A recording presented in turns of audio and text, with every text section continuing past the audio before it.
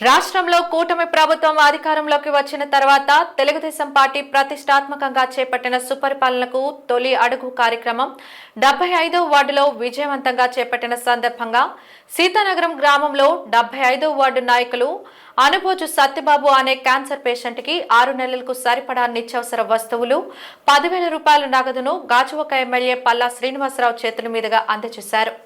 ఈ సందర్భంగా పల్లా మాట్లాడుతూ తొలి అడుగు కార్యక్రమం వల్ల నియోజకవర్గంలోని గ్రామ స్థాయి నుంచి సమస్యలు తెలుసుకోగలిగామన్నారు.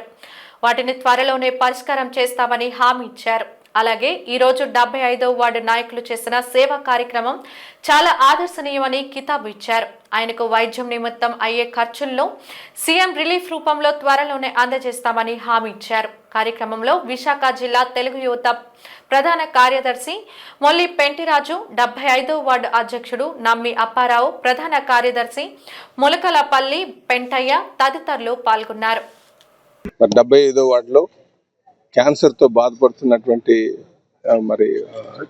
సత్యబాబు అనే కుర్రోడికి ఆయనకి లిప్ క్యాన్సర్ వచ్చిందండి. సో చాలా ఇబ్బందుల్లో ఉంటే తెలుగుదేశం పార్టీ వార్డ్ కమిటీ వారు కొంత ఆర్థిక సాయం అందించడం జరిగిందండి. రేషన్ కొంత 10,000 రూపాయలు ఆర్థిక సాయం అందించారు.